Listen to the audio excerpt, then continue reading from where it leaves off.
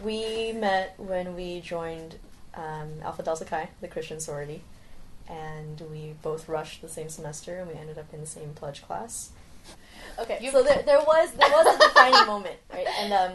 And I was on my way home. I was living in the house one day, and I was on my bike, and then I'm coming up Dwight, and I'm about a block down from college, and I start feeling really faint, right? And I get off my bike, I start walking, and then I hit, ironically, the Newman Catholic Parish, and things start going black and start spinning a little bit, and it was super dramatic, and I said, okay, I have one more call, I think, before I pass out.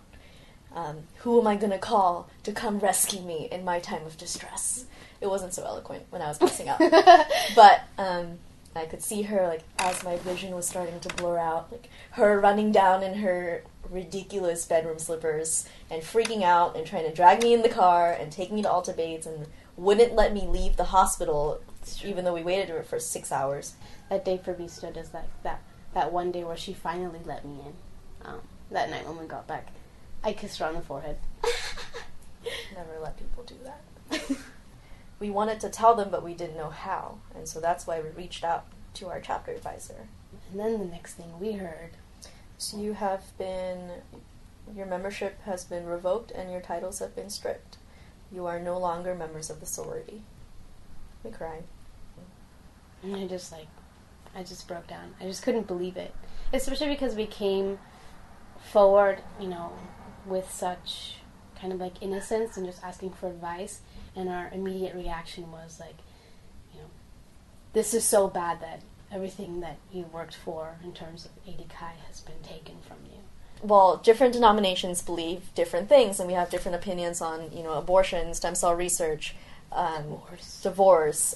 If you really want to be interdenominational and recognize the breadth of Christianity, then you have to respect all the opinions that are present.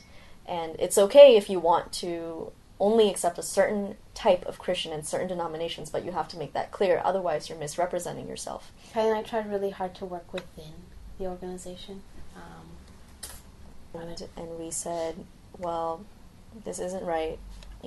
If they're going to continue representing themselves this way, then other girls should know. So we picketed their rush. The two of us stood outside, occasionally with someone else, or and just tried to talk to people who were going to potentially rush and say, hey, this is our story, so you can make an informed decision.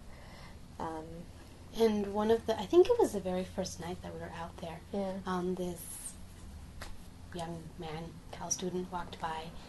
He's like, what's this about? And we told him our story. And he's like, oh my goodness, good for you. He was just very affirming of our cause. And he kept walking up the block. And I'm pretty sure that it was half an hour later, he comes back and he's like, I'm sorry, I just couldn't go home. I had to come back and talk to you about this.